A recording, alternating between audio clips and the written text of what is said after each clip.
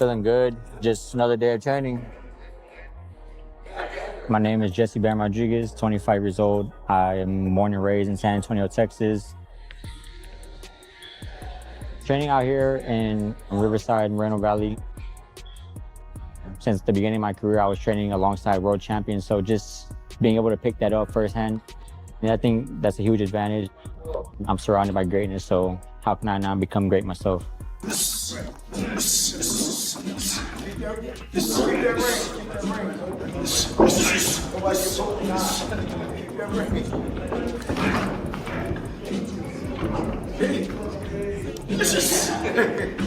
Okay, cool.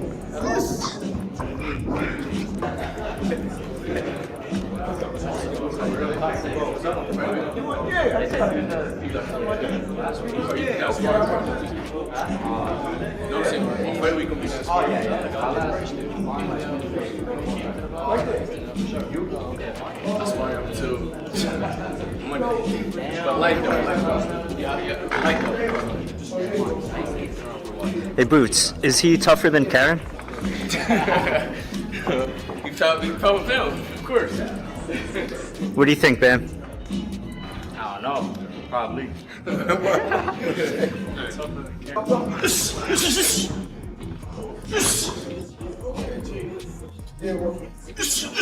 Yeah, when y'all need to, I'm gonna make it back. I just took the back where I got it. That's why I said don't get too close. Yeah, I was too close. I ain't gonna get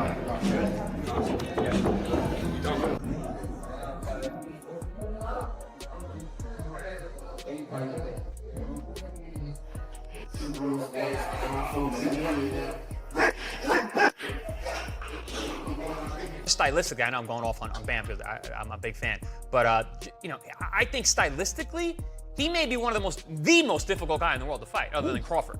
He's a southpaw. He's got great footwork. He's got good defense. He's got a chin. He's got a heart. He's mentally focused. You mentioned the combination punching champ.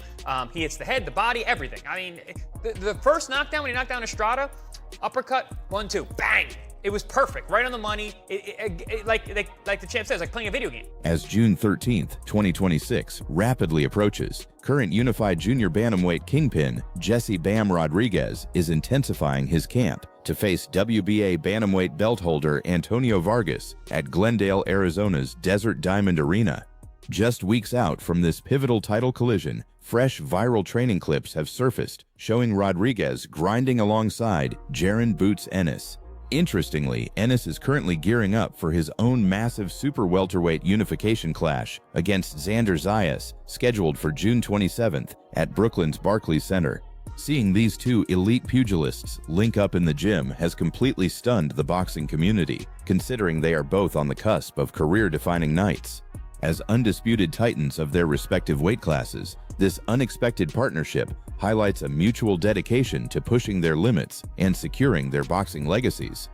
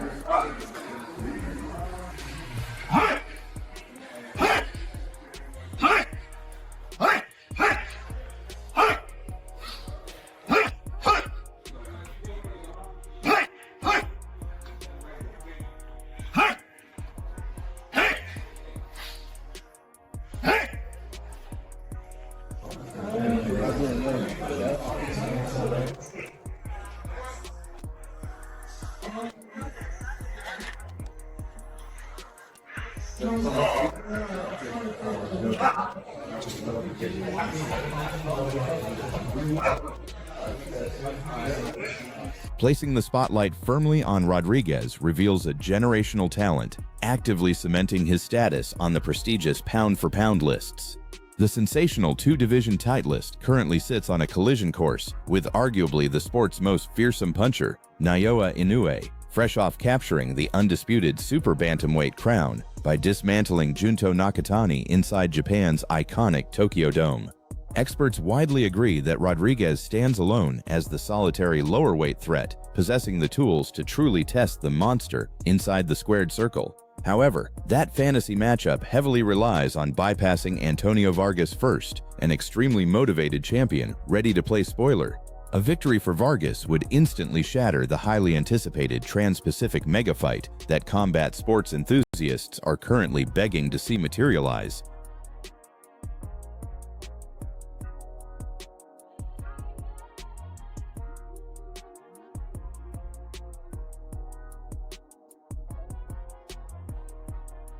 Usually the lower weight classes are dominated by Eastern fighters, and you're really the one American that's really stepping up and kind of being at the top of the game. How does it feel to kind of, represent for the States in the lower weight classes? Feels good, man. I'm just thankful that I have a belt, a little bit more favor, balls in my court. As an American fighter, man, especially in the lower weight class, you said it, they're more dominated by the, the Eastern culture and stuff like that. So I want to fight these guys, man. I want to bring all the belts back to America in my weight class. I was telling my promoter the next fight, if I could fight for a belt, I would like to fight for a belt as soon as possible and try to unify and become undisputed as soon as possible.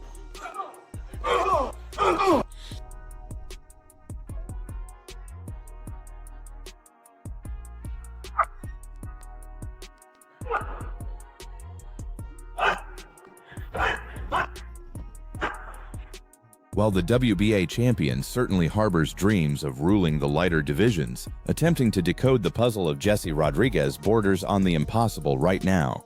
Over recent years, this dynamic phenom has essentially monopolized the spotlight down in these weight neighborhoods, steadily climbing to absolute supremacy. After virtually every performance, pundits immediately rush to elevate his standing on mythical pound-for-pound ladders. Boasting an unblemished record featuring 16 stoppages across 23 professional bouts, the 26-year-old enters this contest riding a terrifying 5-fight knockout streak. His current momentum is undeniably staggering, having dominated 2 distinct divisions while securing the unified WBA, WBC, WBO, and Ring Magazine super flyweight straps dating back to late 2025.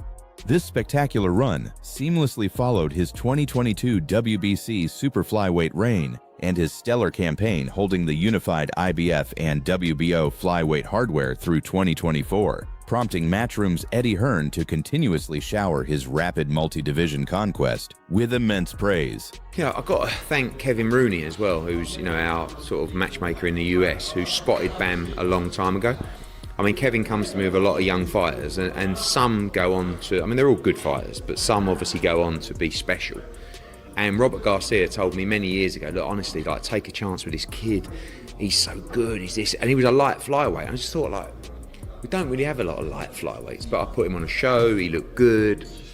And then obviously he was going to be on the undercard of Quadras against Rungvisai. Rungvisai pulled out and we had a week to go. Jesse's fighting at light flyweights, look, do you want to step up 2 divisions and fight Quadras for the world title? And he's like, yes, wins that fight, big performance, stops Rungvisai, drops down to flyweight, because they always said that we're not super fly, we're light fly, but then dropped to fly, won that world title, unified it against Sonny, and then that was the fight they said we can't make fly anymore. And he looked massive on Saturday night as a super fly. So I know that at 24 years of age, he's going to bantam, he'll go to super bantam. So you're talking about, in my opinion, a 4-5 division world champion in weighting. And the ceiling for him is so high because he's just going to get better and better. And I'm just pleased now that he's actually becoming a star. A lot of people in boxing have been a fan for him for a while. Now, boxing fans, the casual boxing audience, and even beyond, are starting to recognise how good this young man is. Despite his undeniable brilliance, it is crucial to remember that Rodriguez enters this specific contest stepping up as the official challenger. Standing across the ring will be the defending Puerto Rican Mexican-American WBA bantamweight king, who genuinely embraces the opportunity to share the canvas with a legitimate global superstar. Speaking at their introductory media gathering, the title holder showered his opponent with profound respect, going so far as to label the Phenom a definitive top 3 pound-for-pound entity. Far from intimidated, the defending champion beamed with sheer enthusiasm about the looming mountain he must climb, reiterating that conquering the sport's absolute finest remains his ultimate driving force. He firmly trusts that enduring severe adversity in previous grueling encounters has perfectly hardened him for this elite-level stage, eager to measure his own evolution against such a generational adversary. To Robert Diaz, you called this out. They said you had a dream about winning this fight. This was the one you wanted. Ready to go June 13th against Jesse Rodriguez in Glendale, Arizona.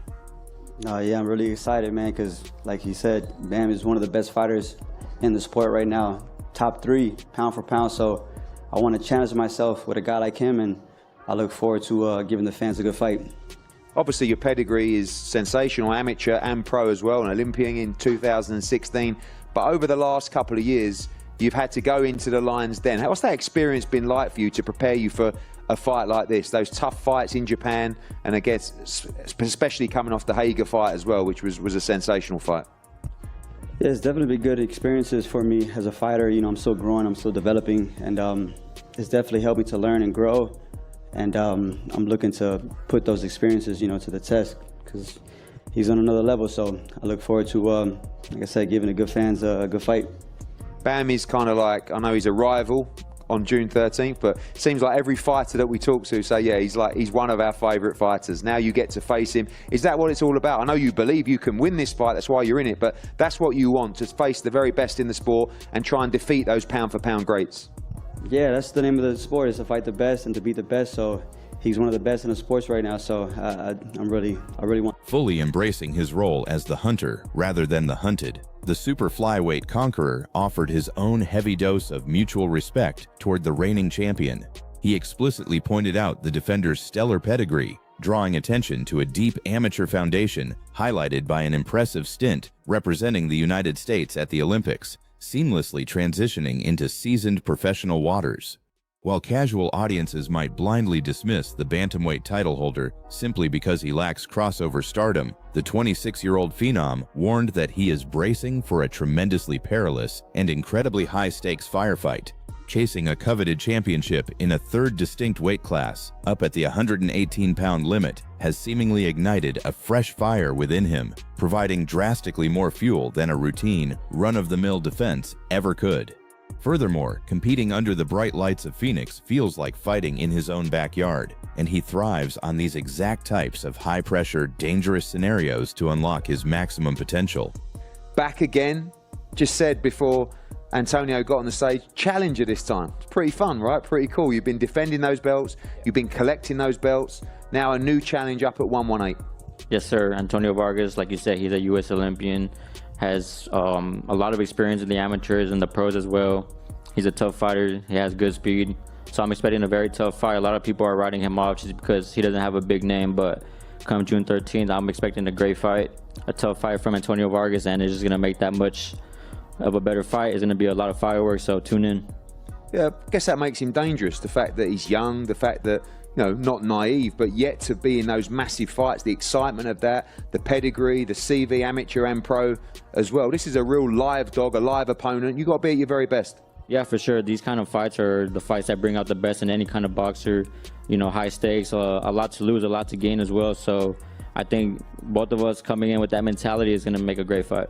Talk about that move to 118 pounds. I know when we were talking to Robert, of course, the dream was that it's on ice for now. There is that return back to 115 to fight for undisputed as well. But when we talked about like a voluntary defense or something like that, it wasn't really of interest. You want to keep on pushing the boundaries, keep on collecting the silverware. And that was important for you this time around. Yeah, exactly. I think a title defense wouldn't have excited me as much as this fight does.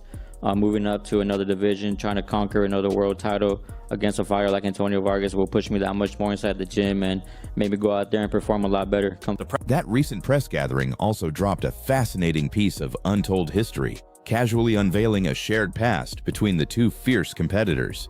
As it turns out, the pair actually traded leather during an intense training camp sparring session many years prior, weaving a compelling psychological layer into their upcoming championship showdown. This newly disclosed gym rivalry instantly elevates the intrigue surrounding their impending battle under the desert lights. Neither man is willing to entertain the slightest thought of defeat, bringing sky-high ambitions into the ring and an uncompromising desire to leave the arena with their hand raised in triumph. Since he was an amateur, you know, I do a lot of the scouting for, you know, for my dad at the gym, and, you know, he's somebody that I've seen fight since he was an amateur, and I believe Bam also told us a couple weeks ago that they actually got a little bit of sparring when they were younger kids at the Olympic Training Center. So, we're looking forward to the fight. We know Antonio's a great world champ, and it's going to be a great night. Well, that's fascinating. I didn't know that. Is this true story? How old were you when you two were sparring? Or do you remember that spar? Yeah, we was tech sparring. It's something where, you touch it. But he was, man, I think at that time I was at 114. I think he was like 106. Yeah. So I would have never thought, man, that he would get to the level where he's at right now, just to see him grow the way he did. It's inspiring, man. And like I said, I'm just glad that I get to fight a fighter like him and share that ring experience. So finally, a question, one more to you each. Antonio, June 13th, Desert Diamond Arena. It's going to be a huge night, huge crowd. Everything you've dreamed of, those kind of fights. You envisage it, you see it. I know you said you've dreamt about this as well. You beat this guy, you become a pound for pound great. Is that what happens on June 13th? Yeah, that's what I'm looking to do. That's what I'm training for. With God's help, He's given me the strength to get this far, and God, His hands is over me, and my strength comes from Him. My glory goes to Him. So I'm looking for the victory June 13th. And Bam, finally for you, business as usual. I know you respect the fight, you know the challenges there, but your confidence is growing and growing. Just at 26, a true great of the sport. Many big nights, big achievements, and another belt to the collection in Glendale, Arizona. Yes, sir. Just another great night, another great performance, and ready to collect another belt. Well, we cannot wait. June 13th, part of a huge schedule on DAZN around the world. Two great fighters, Antonio Vargas, the WBA world champion. This time, Bam Rodriguez, the challenger, one of the true great pound for pounds of the sport. We can't wait for another electric night in Glendale after the last fight with Nunes Navarrete. This card's going to be even deeper, Any concerns about ascending to uncharted territory seem completely absent from the challenger's mind as he approaches this critical juncture. Speaking to reporters shortly after facing off, he radiated pure adrenaline regarding his jump to the bantamweight limit, determined to secure a championship in a third unique weight class, while still only 26 years of age. Achieving such an incredible feat represents a monumental building block in his overarching quest to achieve boxing immortality. Looking further down the road, the ambitious southpaw predicts his frame can eventually accommodate campaigns up at featherweight, effectively declaring 130 pounds as the ultimate physical ceiling he will ever reach before hanging up his gloves forever. Yet, even while laser-focused on acquiring the 118-pound strap, he hasn't fully closed the door on a potential weight cut back down to 115 pounds should a lucrative path to undisputed glory miraculously present itself. All right, well, look, moving up again. It's obviously very important for you to, place your name in as a legend one day to become a possible 3-time World Division champion. How does it all feel for you right now to be given that opportunity against Vargas? It's exciting just to be back in the mix, finally have a fight day, finally have something to work towards. So for me to move up once again and try to conquer another world title in another weight division, become 3-division world champion at 26 years old would be a huge accomplishment. So that's my main goal right now. And June 13th, I'm going to make sure I accomplish that. Mm-hmm. Now, this is going to be, what, your 4th time fighting in Glendale? Arizona. Yeah, yeah, Arizona. 2nd time in Glendale. Is it 2nd time? Yeah, I had 2 fights in Phoenix. Oh, okay. So I thought it was 4th time. But I know I read somewhere that you wanted to actually have it back in your hometown, but the venue wasn't available. That's obviously in the near future something you'd want to have. Yeah, for sure. I was hoping it was this fight, but the Spurs are in the playoffs and most likely going to make the finals. So they had to book, they had to go Spurs go. So, I mean, I have no problem with that. The time will come once it's time to actually go back and fight back home. So there's no rush. I have a lot more fights left in me. So when the time comes, I'll be more than ready. Mm-hmm. What weight class do you see yourself maybe eventually retiring at? Because obviously there's the talks of people wanting to see if you would end up fighting the winner of Inoue versus Nakatani. I mean, that's another division up. So where do you see that could possibly be the highest weight class that you would go to? Honestly, I think 126, I think 130 would be pushing it, but it is doable, I think, once I'm, close to retirement, but 126 would probably be the cap. Yeah, and you're still young, so you're really still coming into your own. Yeah, I'm only 26 years old. I just turned 26 in January, so we'll see. It's a matter of time. Time will tell, so one fight at a time, like I said. Despite those lingering thoughts of dropping back down, cementing a truly mythical legacy unequivocally requires continuing his upward trajectory toward a violent collision with the aforementioned monster. The young superstar is acutely aware of the deafening clamor surrounding a showdown opposite Naoya Inoue, openly admitting in recent media scrums that it represents the absolute pinnacle of all lighter weight matchups. Sitting down with veteran analyst Max Kellerman, the multi-division champion doubled down on the magnitude of this fantasy pairing, boldly classifying it as potentially the most colossal event in the sport's history. He fully comprehends just how monumental this stylistic nightmare would be, acknowledging it as a seismic event that would completely paralyze the entire combat sports ecosystem. See you and they see the monster, and it just looks different. You two look like different kinds of animals than everybody else. And that's really what super fights and eras are about. The dust settles, two guys are left standing. When you survey the landscape, is the monster that guy for you? Yeah, exactly. I mean, people have been mentioning that fight even before I became who I am today. So I know when that fight does happen, it's going to be huge for the sport of boxing. It is incredibly difficult for anyone possessing a pulse to argue against that massive assessment. Leading up to his imminent championship bid in Arizona, the dynamic southpaw firmly insisted that locking horns with the Japanese icon is shifting closer to reality by the minute. As long as neither man suffers an unexpected derailment in their upcoming outings, he views their collision as a matter of inevitable destiny rather than mere speculation. Furthermore, he highlighted a critical factor that could drastically speed up negotiations: an enthusiastic willingness to pack his bags and compete on foreign soil, expressing a deep, genuine fondness for traveling to Japan. While putting a definitive date on the calendar remains slightly tricky, he optimistically projects the blockbuster could materialize sometime between late 2026 and the summer of 2027, entirely dictated by how seamlessly their promotional timelines align. It's kind of etched alongside yours is Naoya Inoue. This is the first time I've ever heard Eddie Hearn actually speak about it like it's going to happen. Yeah. Have you had those discussions? No, not with Eddie. No, I mean, not with no one really, but in the back of my mind, I know that fight is going to happen down the line. I feel like it's closer than ever now. As long as I keep winning, he keeps winning, then I feel like it's going to happen. I don't think, maybe you'll correct me if I'm wrong, I don't think you'd have any problem going to Japan because you love Japan from what I know of you. Does that make it easier to make this fight happen because you're open to going to Japan to make it happen and he doesn't have to come to the US? I mean, I feel like it would be a whole lot easier to make that fight happen just because I love going to Japan and spending time there, so I have no problem going over there to fight. In terms of Vargas, what can we expect from him when you step inside that ring in Arizona? He's a tough fighter. He gets dropped, but he gets up and fights his ass off, so I know he has a lot of heart. He has a lot of will to win, so I'm expecting a very tough fight. A lot of people are writing him off just because they don't know who he is, but if they go back and look at his amateur pedigree, then they'll see that he's a real fighter. He's a U.S. Olympian, so that speaks a lot about his skills and abilities, so I'm expecting a very tough fight. Do you believe that once you do come through this against Vargas, that at the end of this year there's a possibility that we could see the Naoya Inoue fight, all being well that he beats Nakatani coming up? If not this year, I think early next year or mid next year for sure. Obviously in Japan they love to do those fights around Christmas time. Is that something that maybe could be on the horizon?